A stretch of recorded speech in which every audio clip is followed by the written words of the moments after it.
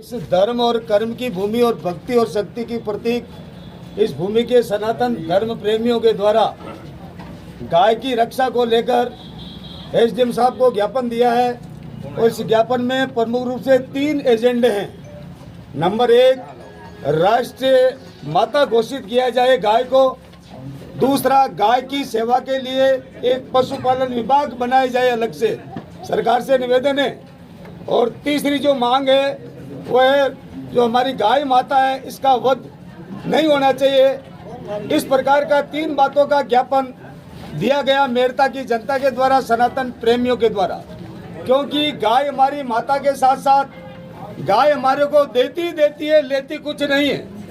इसमें 33 करोड़ देवी देवताओं का निवास करता है और गाय को हम सनातन धर्म के द्वारा आदर की दृष्टि से देखा जाता है। माता के रूप में पूजने का हम निश्चित रूप से प्रयास करते हैं, इसकी रक्षा करते हैं। इसलिए इस ज्ञापन के माध्यम से हम सरकार से भी आग्रह करते हैं कि हमारी इस मांगों को आप पूरा करेंगे, गाय को राष्ट्रमाता का दर्जा देंगे, गोपालन विभाग इसकी एक प्रकार की स्थापना करेंगे, गोवध ये नहीं होने देंगे ऐसा प्रयास। क्योंकि हमारे कई प्रकार के पुरख और साधु संतों के द्वारा इस प्रकार के आंदोलन चलाए गए हैं। उनकी प्रेरणा के माध्यम से हम निरंतर आगे बढ़ रहे हैं। सबको जागरूक होने की आवश्यकता है, सबको गाय माता की रक्षा करने के लिए तत्पर रहने की आवश्यकता है। और इसी के साथ साथ जहाँ जिस क्षेत्र में अपन रह रहे हैं वहाँ हम व्यक्तिगत रूप से उत्तरदायित्व लें। हम ऐसा कोई काम नहीं करेंगे जिससे गाय की माता को किसी प्रकार का नुकसान हो।